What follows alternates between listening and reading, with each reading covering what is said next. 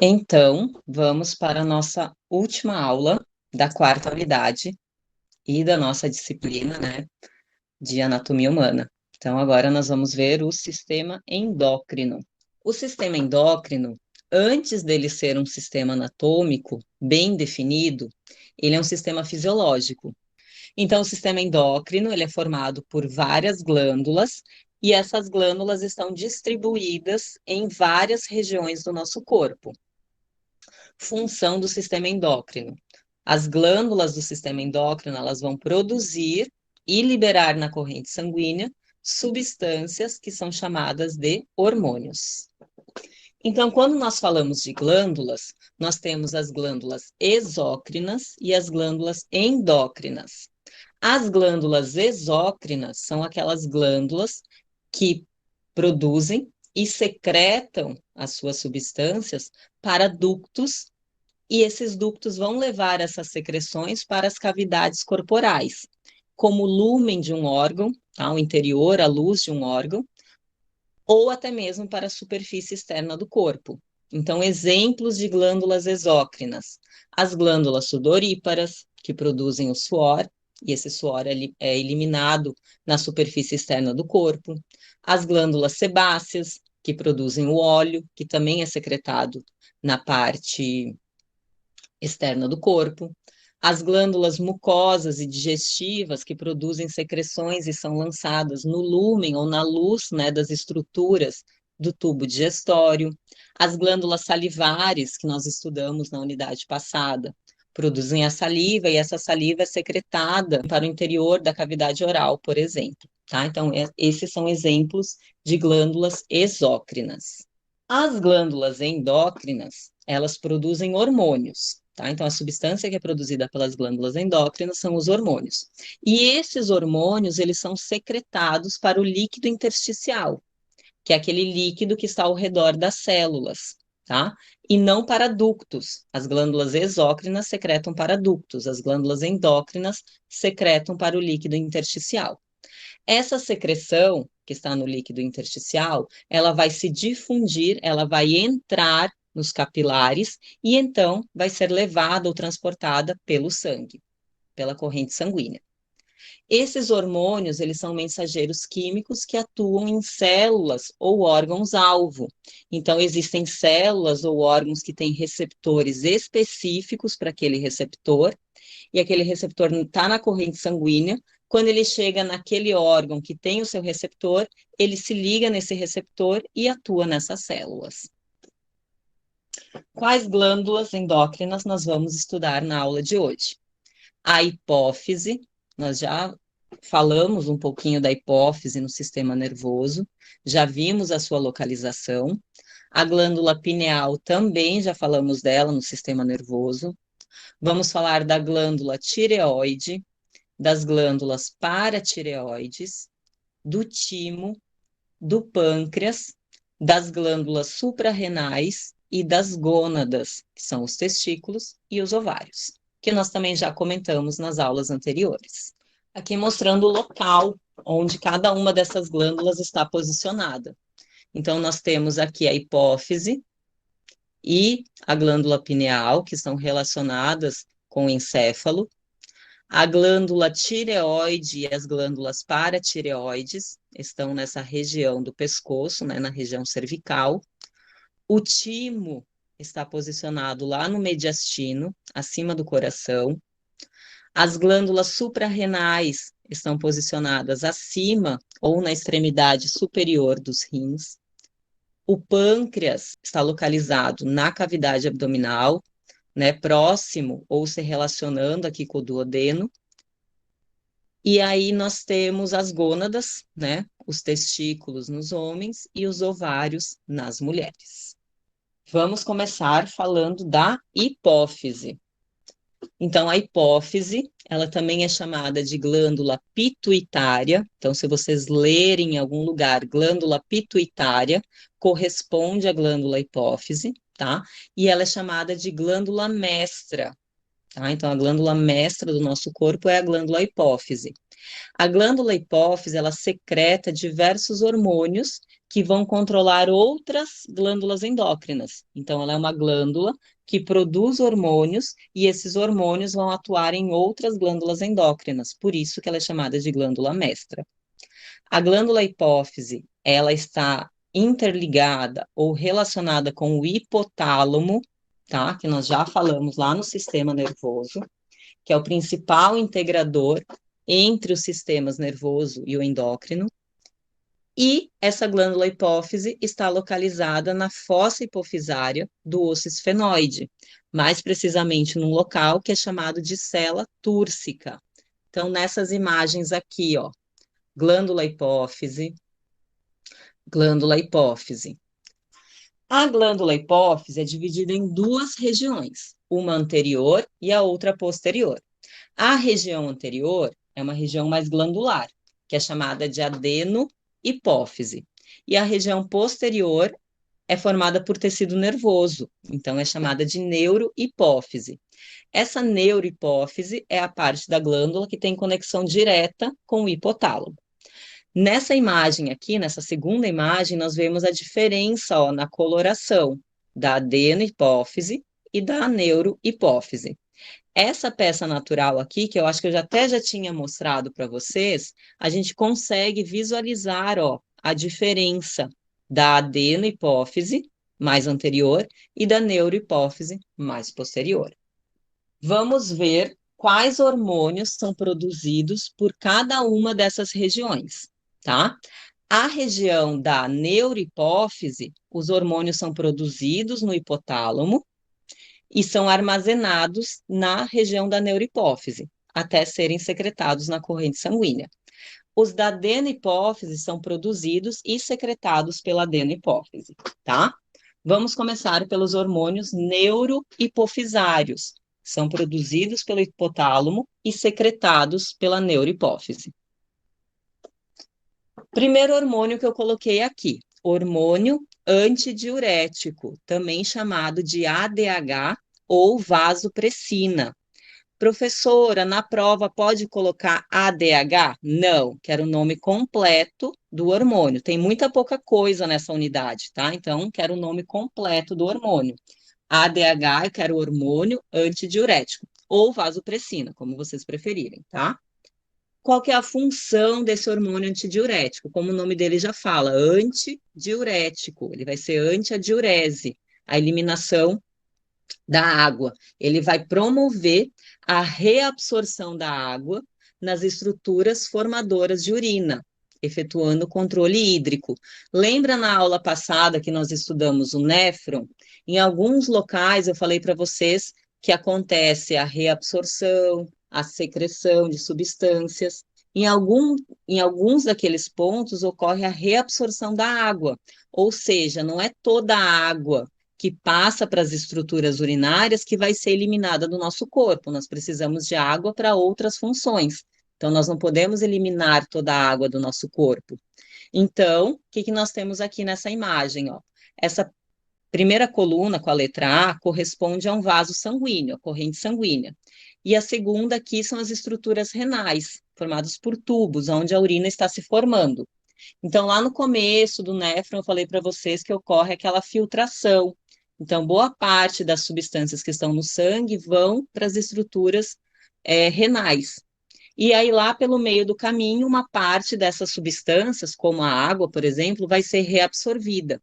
Então, o ADH, o que ele vai fazer? Ele vai criar poros na membrana, tanto dos vasos sanguíneos, como dos tubos lá do sistema renal, tá? E quando ele abre esses poros, a água que está lá na urina em formação, ela vai ser reabsorvida e vai voltar para a corrente sanguínea, tá? Então, não é toda a água que chega nos rins que vai ser eliminada pela urina. Nós precisamos reabsorver uma parte dela para utilizar de outra forma pelo nosso corpo. E quem abre esses poros, então, entre essas estruturas, é o hormônio antidiurético, fazendo, então, com que a água seja reabsorvida e retorne para a corrente sanguínea. Quando ocorre uma alteração no ADH, pode ser um problema na hipófise, pode ser um problema lá nos rins, esse ADH ele vai perder a sua função, então ele não vai mais abrir esses poros aqui. Aí o que acontece? a gente vai eliminar muita água na urina, tá? Então, a deficiência do ADH provoca uma perda de água excessiva, e conforme nós vamos perdendo muita água pela urina, nós vamos sentindo muita sede, nós vamos sentindo mais sede, porque nós vamos ficando desidratados. E aí, essa síndrome é chamada de diabetes insípidos, tá? Então, ocorre uma perda muito alta de líquido, de água pela urina, e que pode ser mais de 2, 3, 4 litros de urina por dia, e automaticamente nós vamos ter que repor essa água porque nós vamos sentindo essa necessidade. Conforme nós vamos perdendo água, nós vamos ter que repor.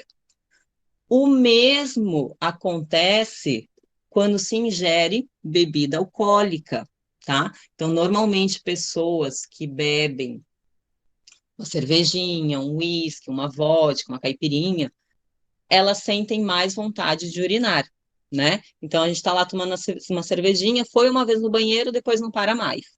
Então, o álcool, ele também inibe o ADH. Então, o álcool vem aqui, ele inibe o ADH e não vai mais ocorrer essa reabsorção de água, né, nas estruturas tubulares.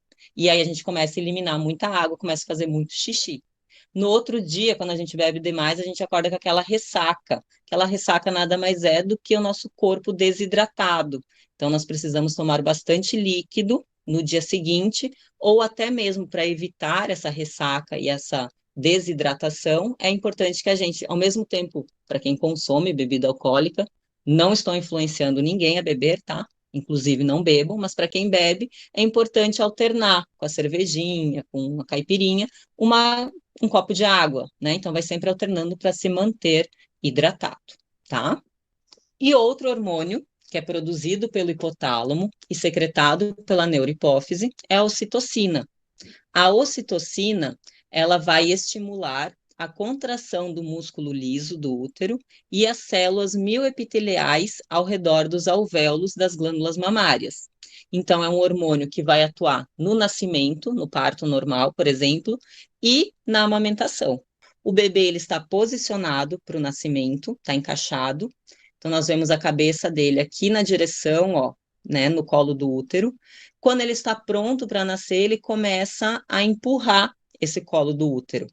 E aí, nessa região do colo do útero, existem nervos, tá? Então, existem terminações nervosas aqui que vão conduzir essa informação lá para o cérebro. Vai falar: olha, o bebê está pronto para nascer, ele está empurrando essa região do colo do útero. O cérebro recebeu essa informação, ele vai estimular a glândula hipófise ou a glândula pituitária aqui, ó, para secretar a ocitocina, né? Então chegou o estímulo, o cérebro começa a enviar essa informação para a neurohipófise, ó, secreta ocitocina. A ocitocina foi liberada pela neurohipófise, entra na circulação sanguínea e vai chegar aqui no útero. Quando a ocitocina chega aqui no útero, ela vai fazer o quê? Ela vai atuar na musculatura, no miométrio, né? Então, ela estimula, faz com que esse miométrio se contraia, tá? Ele começa a se contrair para empurrar, para ajudar a empurrar o bebê para fora até o nascimento, tá? Então, é um circuito que ocorre ali, recebe um estímulo que é enviado para o cérebro para que seja secretado esse hormônio, para que ocorra a contração, então, do útero e ocorra o nascimento. Então, neurohipófise secreta dois hormônios, o ADH, o hormônio antidiurético, e a ocitocina. Aí nós entramos nos hormônios adeno-hipofisários, aqueles hormônios que são produzidos e secretados pela adeno-hipófise. Quais são esses hormônios? O primeiro que eu coloquei aqui são as gonadotrofinas. Como o nome já diz, gonadotrofinas são hormônios que vão ser secretados pela adeno-hipófise e vão atuar nas gônadas, tá? Testículos e ovários. Existem dois hormônios gonadotróficos, são eles o FSH e o LH. O FSH é o hormônio folículo estimulante. Hormônio folículo estimulante. E o LH é o hormônio luteinizante. O FSH, hormônio folículo estimulante, nos homens, ele vai estimular a produção de espermatozoides. Então, ele é liberado pela adenopófise, chega lá no testículo e estimula a produção dos espermatozoides. E o LH vai estimular a produção do hormônio masculino, que é a testosterona, tá?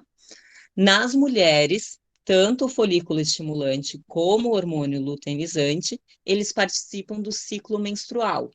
Então, eles ajudam na formação do ovócito e também na produção dos hormônios ovarianos, estrógeno e progesterona. Então, o primeiro hormônio adeno-hipofisário são as gonadotrofinas, hormônio folículo estimulante e hormônio luteinizante. Segundo hormônio, tirotrofina ou hormônio estimulante da tireoide. Hormônio estimulante da tireoide. Como o nome já fala, é um hormônio que é produzido e secretado pela adenopófise e vai atuar na tireoide.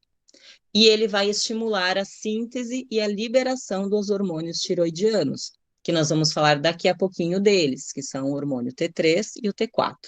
Já vamos falar deles. E aí eu falo também desse hipo e hipertireoidismo quando nós falarmos da tireoide. Terceiro hormônio adeno-hipofisário, adrenocorticotrofina.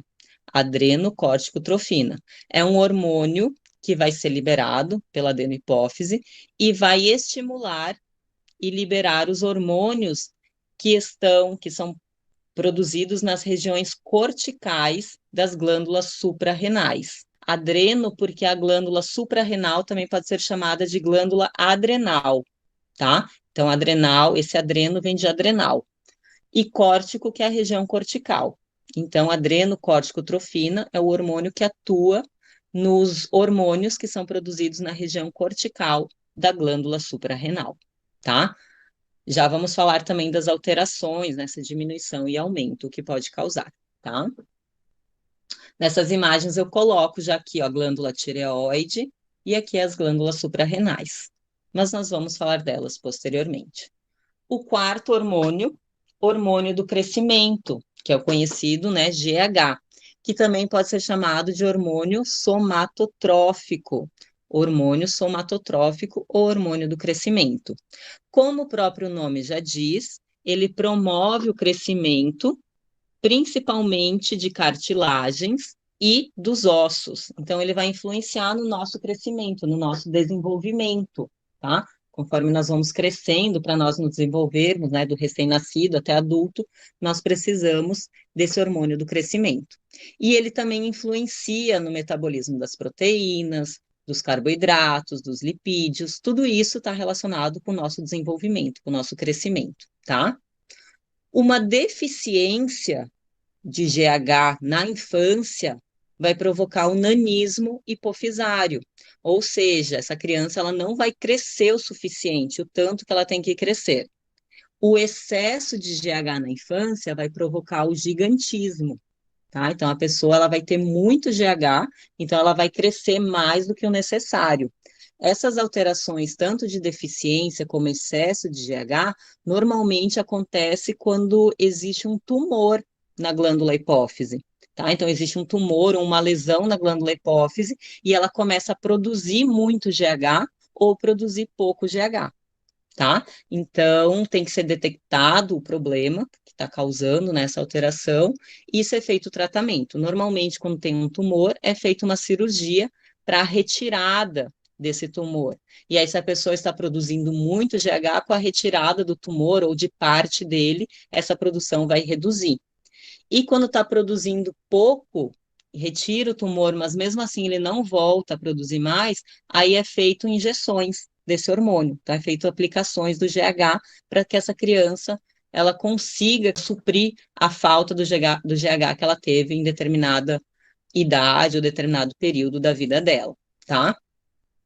Antigamente, essa curiosidade é bem legal. Antigamente, como é que eles faziam o GH? Antigamente não tinha laboratório, não tinha esses laboratórios de genética, DNA recombinante, então não tinha como produzir o GH em laboratório.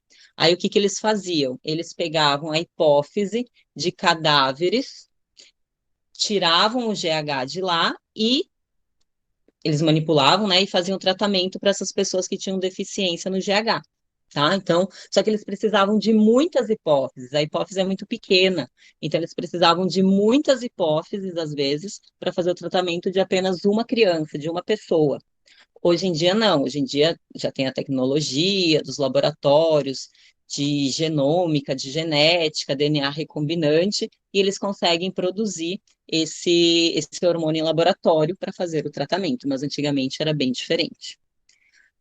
Quando ocorre um excesso de GH em adultos, tá? Ele não vai causar o gigantismo hipofisário, porque ele já desenvolveu, já cresceu o que tinha para crescer. Então, ele vai causar um quadro que é chamado de acromegalia. A acromegalia vai ocorrer o crescimento de algumas regiões do corpo, por exemplo, a mandíbula, mãos, os pés, orelhas, geralmente locais que têm cartilagem, tá? O nariz, orelha, pode ser também. Então, vai causar um aumento de algumas estruturas, mas não de todo o organismo. Então, é chamado de acromegalia. Pode ocorrer um tumor também na hipófise depois de adulto, tá? Então, pode causar esse quadro de acromegalia. E o nosso quinto hormônio adeno-hipofisário é a prolactina. A prolactina, ela vai iniciar a produção e a secreção do leite lá na glândula mamária, tá? Então, uma diminuição na produção de prolactina vai causar uma falta de lactação após o parto. Então, a mulher ela não vai ter leite após o parto. E um aumento na produção da prolactina, ela pode provocar uma lactação sem o nascimento prévio. Então, se essa mulher estiver produzindo muita prolactina, pode começar a sair leite da glândula mamária antes do previsto. Então, pessoal, nós temos dois hormônios neurohipofisários, tá? Dois hormônios neurohipofisários, que é o hormônio antidiurético e a ocitocina. Os hormônios adenohipofisários, eu coloco aqui como 5 a prolactina, mas eu vou colocar como 6, porque lá nas gonadotrofinas eu falei de dois hormônios, tá? Então, nós temos o hormônio folículo estimulante, o hormônio luteinizante, o hormônio estimulante da tireoide. Que mais que nós temos? O GH, o hormônio do crescimento, a prolactina e o hormônio adrenocórtico-trófico. Então, nós temos 6 hormônios que são produzidos e secretados pela adeno-hipófise. Aqui tem um resumo, tem até outros hormônios aqui e às vezes alguns outros órgãos de onde eles agem, tá? Mas vamos continuar trabalhando com esse resumo. Então, nós vimos aqui, ó, a adenohipófise, tá? Então, ela vai produzir e secretar o ACTH, que vai atuar no córtex da glândula suprarrenal, o hormônio estimulante da tireoide, que atua na glândula tireoide, o GH, que vai atuar no crescimento, a prolactina, que vai atuar nas glândulas mamárias, e nós temos os hormônios gonadotróficos, o folículo estimulante e o luteinizante, que atuam nos testículos e nos ovários. E na neurohipófise, nós vamos ter a liberação, a secreção de dois hormônios. O hormônio antidiurético, que atua nos rins, e a ocitocina, que vai atuar lá no útero nas mulheres. Porém, a ocitocina também tem um papel no músculo liso da próstata e do ducto deferente. Bom, então a primeira glândula que nós falamos foi a glândula hipófise. Segunda glândula, glândula pineal. Já falamos da glândula pineal no sistema nervoso também. Então, a glândula pineal tem esse formato cônico, tá? Faz parte do diencéfalo e fica localizado acima dos colículos superiores do mesencéfalo. Então, aqui, ó, glândula pineal, e aqui nós temos os colículos superiores e os colículos inferiores. Hormônio produzido pela glândula pineal, melatonina. Lembra que eu falei para vocês lá no sistema nervoso? A melatonina ela é secretada durante a noite em resposta à escuridão. Então, tá aí a importância de se dormir em ambientes escuros, sem a presença de luz. A luz, ela vai inibir a síntese desse hormônio. E esse hormônio é importante para controlar o nosso ritmo circadiano, nosso relógio biológico, para nosso corpo, né, sabe que quando é de dia é o período de se manter ativo, acordado, né, em alerta, e quando é noite, quando é escuro, é o momento de dormir. Então, a glândula pineal produz e secreta o hormônio chamado melatonina. Próxima glândula, glândula tireoide. A glândula tireoide, ela tem aproximadamente 25 gramas e está localizada na parte anterior da laringe, na verdade, na parte inferior da laringe, anteriormente à traqueia, tá? Na parte mais superior da traqueia. Nós vemos aqui a laringe com a cartilagem tireoide. Logo abaixo aqui nós temos a cartilagem cricoide e na frente da cricoide, o início da traqueia, nós temos a glândula tireoide. Ela é dividida em lobos, direito e esquerdo, e o centro, ou esse meio de união, né, dos lobos, é chamado de istmo da glândula tireoide. Aqui mostrando numa outra imagem, ó, lobo direito, lobo esquerdo e o istmo. Hormônios que são produzidos e secretados pela glândula tireoide. O primeiro eu coloco aqui dois hormônios, que são os conhecidos T3 e T4, triiodotironina e a tiroxina. Esses dois hormônios, T3 e T4, eles estão relacionados com o metabolismo dos carboidratos, proteínas e lipídios, ou seja, ele vai estar relacionado com a velocidade que o nosso organismo gasta energia, tá?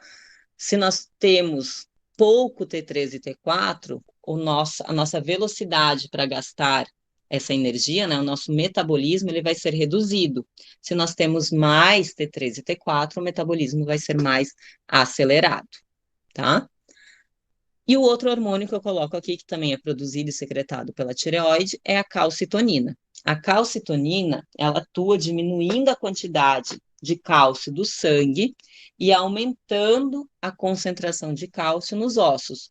Ou seja, quando tem muito cálcio no sangue, a calcitonina vai lá, pega esse cálcio no sangue e coloca nos ossos, tá? Então, vai ajudar ali na remodelação óssea, vai dar cálcio para os ossos utilizarem como for necessário.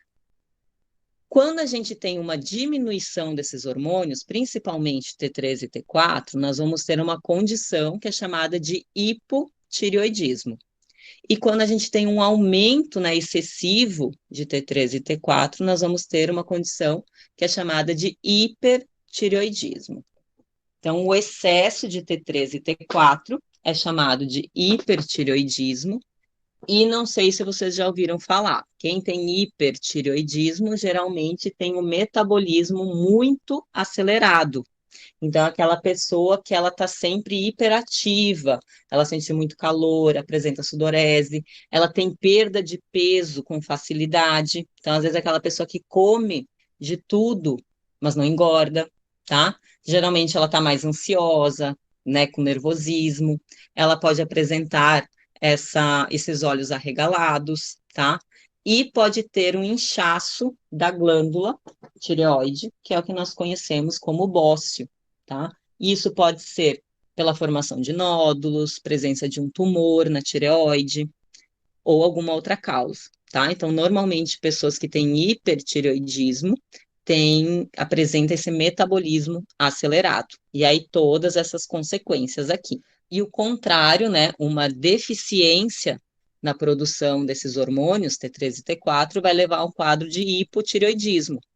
E aí, esse quadro de hipotireoidismo vai ser um metabolismo mais lento. E aí, a gente vai ter o contrário da situação anterior.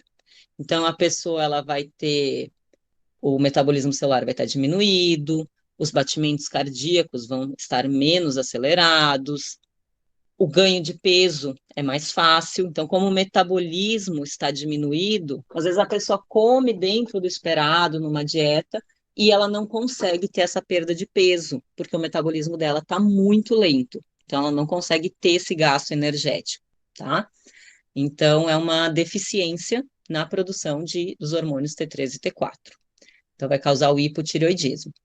E aí, geralmente, essa deficiência de T3 e T4, ela pode ser causada devido à carência do iodo na alimentação, tá? Então, geralmente, pessoas que não têm iodo na sua alimentação podem ter essa deficiência desses hormônios.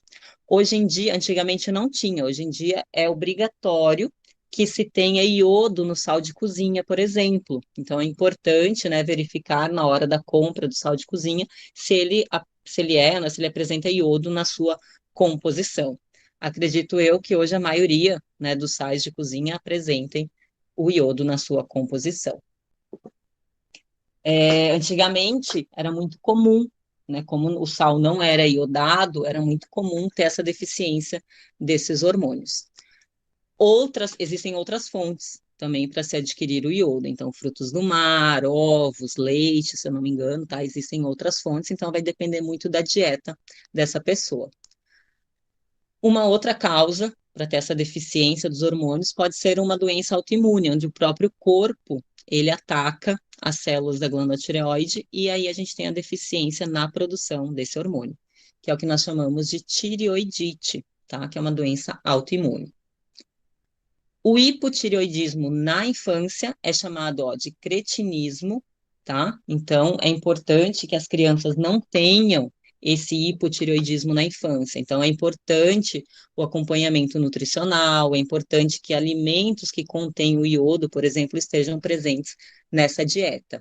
Antigamente, né, quando não tinha o iodo na dieta, era comum ter o quadro, né, esse quadro que é denominado de cretinismo.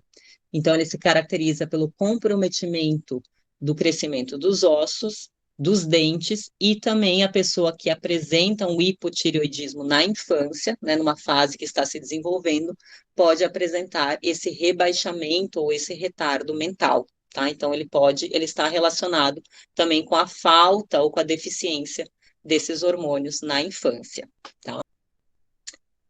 Próxima glândula, glândulas paratireoides. As glândulas paratireoides são pequenas glândulas que estão localizadas na parte posterior da glândula tireoide. Então, essa glândula grande que nós vemos aqui, ó, é a glândula tireoide, numa vista posterior. E essas quatro bolinhas que nós vemos aqui, ó, são as glândulas paratireoides, que são formadas por dois tipos de células, as células principais e as células oxifílicas. Não vou entrar em detalhes dessas células, tá? Mas o hormônio que essa glândula ou essas glândulas produzem é chamado de paratormônio, conhecido como PTH, paratormônio. Esse paratormônio, ele é responsável pelo aumento do cálcio no sangue, ou seja, ele tem uma função inversa à calcitonina. Nós vimos que a calcitonina pega o cálcio do sangue e coloca nos ossos. O paratormônio faz o inverso. Vamos supor que o nosso corpo está lá trabalhando normalmente e ele precisa de cálcio para executar alguma função, uma coagulação, uma contração muscular. Que esse paratormônio vai fazer? Ele vai lá no osso, pega o cálcio do osso e joga na corrente sanguínea para esse cálcio atuar em outro local. Então, eles realizam o controle, né, o paratormônio com a calcitonina, eles realizam o controle dos níveis de cálcio no organismo. Quando o cálcio está em alta no sangue, a calcitonina vai lá, pega esse cálcio no sangue e deposita o cálcio nos ossos. Houve uma queda de cálcio no sangue, o paratormônio entra em ação. Ele vai retirar o cálcio do sangue e vai colocar nos ossos. E aí vira aqui um ciclo, né? Então tem que estar sempre em equilíbrio. Quando está em excesso em um local, o hormônio entra em ação. Quando está em outro, dependendo da função, eu estou precisando mais de cálcio nos ossos. Estou precisando agora de cálcio na corrente sanguínea para fazer uma coagulação, para enviar para um músculo que vai fazer uma contração. Então, depende da situação. Então, glândulas paratireoides produzem e secretam o hormônio paratormônio. Na prática, nós não vemos essa glândula, tá? Então, não é possível identificar essas glândulas paratireoides na nossa demonstração prática. Sexta glândula, o timo. O timo é formado por dois lobos que estão ligados entre si, fica localizado no mediastino e ele é bem visível ou está completamente desenvolvido na criança e no jovem, até a puberdade, tá? Depois da adolescência, né, ou seja, no adulto, esse timo ele regride, ele vai involuindo, ele vai diminuindo o seu tamanho. Então, nós vemos o timo, assim, ó, bastante desenvolvido em crianças e em adolescentes. Em adultos, nós vemos apenas resquícios desse timo, que algumas vezes pode até se transformar em tecido adiposo. Então, ele tem uma função maior na criança ou até na adolescência. Função: produzir e secretar um hormônio que é chamado de timosina. A timosina vai atuar na maturação dos linfócitos T, tá? Que são células de defesa do nosso organismo. Então, é na infância ou até a adolescência que nós estamos formando o nosso sistema imune. Então, é até a adolescência que nós vamos ter a produção e secreção dessa timosina, que vai atuar na maturação dos linfócitos. Após essa adolescência, nós temos outros órgãos do corpo, tá? Em outras regiões que continuam produzindo células de defesa. Mas essa região, ela começa a evoluir e já não vai ter mais essa função no adulto. Glândulas suprarrenais, nossa sétima glândula.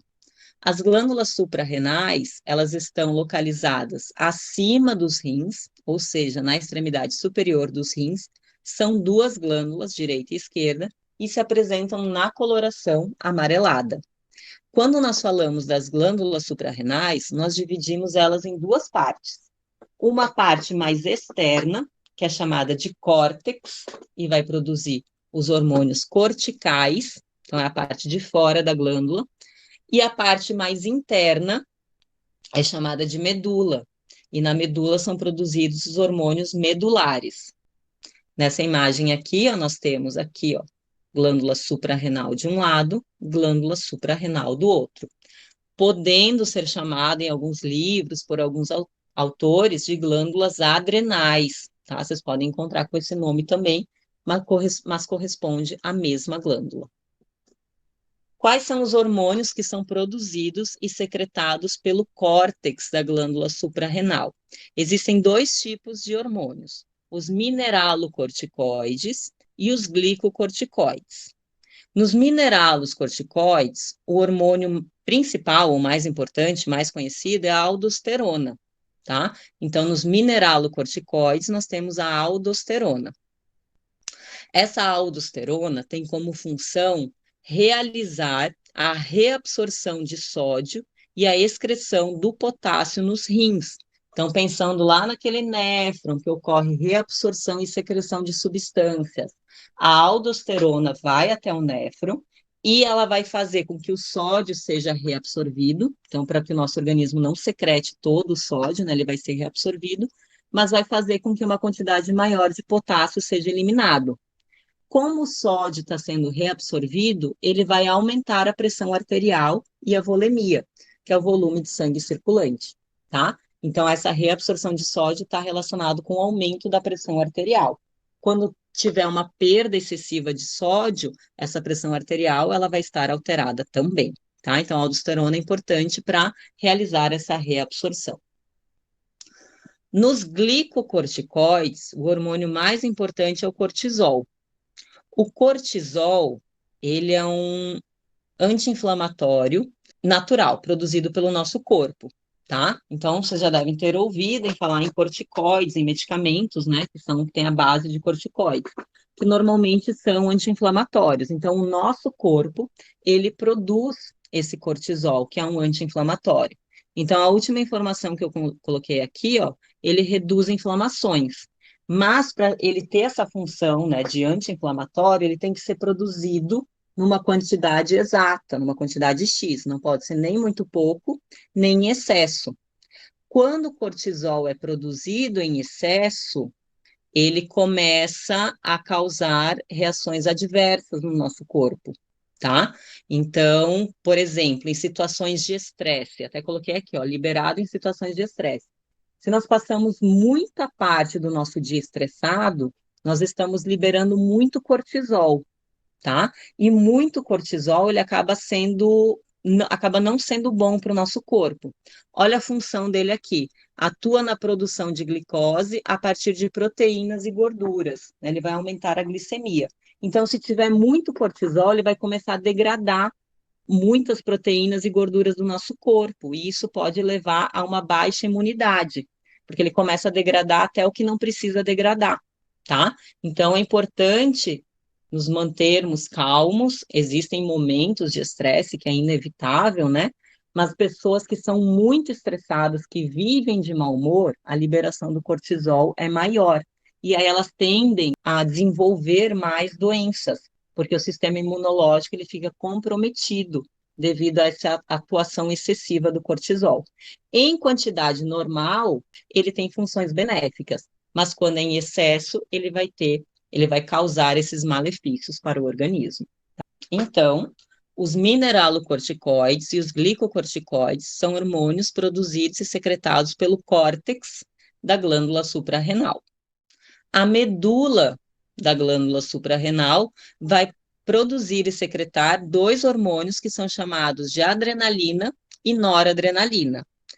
Eles têm funções muito semelhantes. Nós até vimos que no sistema nervoso simpático, né, a adrenalina ou a noradrenalina, eles atuam numa situação de fuga, fuga ou luta, né? Eu até apresentei para vocês aquela situação de fuga ou luta, se a gente vai enfrentar o problema ou se a gente vai fugir, então o nosso corpo precisa se preparar para aquilo. Então, causa elevação da pressão arterial, elevação dos batimentos cardíacos, enfim, tem várias, atua, né, de várias formas em diversos órgãos, mas tem o objetivo, então, de preparar, né, o nosso organismo para um esforço físico, seja nessa situação, né, de estresse, de luta ou fuga, numa atividade física, enfim, tá? Então, a adrenalina e noradrenalina são hormônios produzidos pela medula da glândula suprarrenal. A diferença da adrenalina e a noradrenalina está na formação dela. Se eu não me engano, a noradrenalina é um precursor da adrenalina, tá? Então, são momentos diferentes do hormônio, mas ela é produzida, elas são produzidas pela medula da glândula suprarrenal. Não sei se vocês já ouviram falar naquele friozinho que dá na barriga, né? Então, numa situação que a gente está ansioso para acontecer, para realizar uma atividade, nós sentimos aquele frio na barriga. Esse frio na barriga nada mais é do que quando a glândula suprarrenal está secretando essa adrenalina, tá? Então, às vezes a gente vai fazer uma atividade radical, alguma coisa assim, a gente sente aquele frio. Nada mais é do que a secreção da adrenalina pela medula da glândula suprarrenal. Oitava glândula, o pâncreas. O pâncreas é uma glândula mista, ou seja, ele tem uma parte exócrina e uma parte endócrina. A parte exócrina nós estudamos no sistema digestório, que esse órgão, né, esse pâncreas, produz o suco pancreático, e esse suco pancreático vai ser secretado lá no duodeno, para auxiliar na digestão, tá? A porção endócrina é a que produz e secreta hormônios. E aí, quando a gente fala da porção endócrina, a gente fala de algumas células que constituem esse pâncreas. Então, nós temos as células alfa, que produzem um hormônio que é chamado de glucagon, as células beta, que produzem e secretam a insulina, e as células delta, que produzem e secretam a somatostatina. Então, aqui nessa imagem, ó, mostrando aqui o pâncreas, tá? Mostrando a relação dele, ó, com o duodeno, a cabeça do pâncreas aqui com o duodeno, e a cauda do pâncreas vai estar relacionada com o baço, né, nessa outra extremidade. Aqui, posteriormente, nós temos os rins, e aqui nós vemos o ducto pancreático, que faz parte da porção exócrina. Então, a insulina é um dos hormônios, né, produzidos e secretados pelo pâncreas, vai ter como função retirar o açúcar do sangue e colocar no interior das células. Quando tem muito açúcar no sangue, a insulina entra em ação, pega esse açúcar do sangue e joga nas células para elas utilizarem em outras reações bioquímicas, tá? Ela vai causar o que nós chamamos de hipoglicemia, vai diminuir o açúcar ou a glicose no sangue. O glucagon vai ter a função inversa. Então, o nosso corpo está precisando de açúcar, a gente está lá numa atividade, nós não nos alimentamos, né? E nós precisamos de energia, precisamos de glicose. O glucagon vai lá, tira o açúcar das células e coloca na corrente sanguínea. Então, ele vai causar o inverso, vai causar uma hiperglicemia, vai aumentar a glicose, o açúcar no sangue. A somatostatina vai controlar a produção e a liberação desses dois hormônios, tanto da insulina como do glucagon. Então, insulina e glucagon são os principais hormônios produzidos e secretados pelo pâncreas. No caso de uma diabetes, né, diabetes mellitus, o que que acontece? Tem dois tipos, né, de diabetes. Então, um deles é quando ocorre uma destruição, o próprio corpo vai lá e destrói as células beta do pâncreas. Ou seja, se esse pâncreas não tem células beta, ele não vai ter a produção de insulina. Então, se não tem insulina, esse organismo não consegue pegar o açúcar do sangue e colocar dentro das células. Então, vai ter um excesso de açúcar, né, de glicose no sangue. Então, a pessoa tem que fazer injeções de insulina diariamente para que ocorra, para que essa função seja executada. E aí existem outro tipo de diabetes, que é quando a pessoa produz a insulina, mas as células são resistentes a ela, ou ela produz muita pouca insulina. Ela tem as células, mas produz muito pouco, e às vezes quando produz, as células são resistentes a ela. Então também tem que ser feito um tratamento. Existem medicamentos para tirar essa resistência à insulina, para a insulina que é produzida, ela consiga agir, ou se for pouca insulina que é produzida, ela tem que ser injetada, adquirida também diariamente, tá? Então, aqui os hormônios do pâncreas, né? Insulina e glucagon. E aí nós chegamos na última parte da aula, as gônadas. Então, nós temos os testículos e os ovários. Os testículos são as gônadas masculinas. O hormônio produzido pelos testículos é a testosterona, tá? Que é o hormônio sexual masculino, que ele é produzido no interior dos testículos pelas células intersticiais. Eu coloquei aqui FSH e LH porque eles induzem, tá? Na produção dessa testosterona e dos espermatozoides. Só que, tá? Não confundam. FSH, hormônio folículo estimulante, e o hormônio luteinizante, eles são produzidos e secretados pela adenohipófise, tá? E aí eles vão atuar na gônada masculina, no testículo. Mas o hormônio que é produzido pelos testículos é a testosterona. Ação da testosterona. Então, aparecimento das características sexuais secundárias, masculinas, barba, os pelos pubianos, engrossamento da voz, o desenvolvimento da musculatura. Então, todas essas características sexuais masculinas secundárias, elas aparecem devido à presença da testosterona, que é produzida pelos testículos. Além disso, essa testosterona auxilia no amadurecimento dos órgãos genitais e na libido sexual. E os ovários são as gônadas femininas. Hormônios que são produzidos pelos ovários, estrógeno e progesterona. Esses dois hormônios são produzidos pelos ovários, só que eles sofrem influência dos hormônios que vêm lá da adenohipófise, folículo estimulante e hormônio luteinizante, tá? O FSH, que é o hormônio folículo estimulante, ele, como o nome já diz, né, vai induzir a formação dos folículos ovarianos. Quando os folículos ovarianos são formados, eles vão produzir o estrógeno. Então, o estrógeno é um dos hormônios produzidos pelos ovários. Quando o estrógeno aumenta, vai aumentar a liberação do hormônio luteinizante. Esse hormônio luteinizante, ele vai promover a ovulação e a formação do corpo lúteo, que vai produzir a progesterona. Então, a gente tem que ter estrógeno. Quando tem aumento do estrógeno, aumenta a produção, a liberação do hormônio luteinizante. Esse hormônio luteinizante vai promover a ovulação e quando ocorre a ovulação, forma também o corpo lúteo. O corpo lúteo vai produzir a progesterona. Então, estrógeno e progesterona são os hormônios produzidos pelos ovários. O estrógeno determina o aparecimento das características sexuais secundárias femininas, desenvolvimento das mamas, crescimento dos pelos pubianos, acúmulo de gordura em algumas regiões, tá? Então, Geralmente, a mulher apresenta gordura em algumas regiões por influência de hormônios, tá? Que no caso os homens não têm.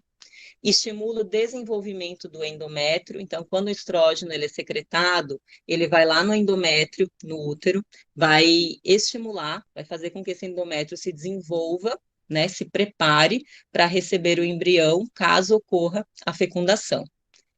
Também induz o amadurecimento dos órgãos genitais femininos e está relacionado com a libido sexual. A progesterona é produzida pelo corpo lúteo, que vai se originar do folículo ovariano, que é rompido durante a ovulação. Juntamente com o estrógeno, a progesterona ela vai auxiliar, vai atuar, preparando a parede do endométrio para receber o embrião, se ocorrer a fecundação, e também vai estimular o desenvolvimento das glândulas mamárias. Então, o estrógeno e a progesterona, eles são secretados em momentos diferentes, mas em algumas funções eles atuam em conjunto. Pessoal, nossa aula de sistema endócrino é isso. Nossa quarta unidade finaliza aqui também. E a nossa disciplina, né? Então, ela se finaliza hoje. E foi um prazer, né? Eu espero que, mesmo de uma forma remota, de uma forma diferenciada, tenha sido possível o aprendizado de vocês com anatomia. Algumas coisas mudaram, né? Não é possível fazer a mesma aula que é dada presencialmente, mas de uma forma remota.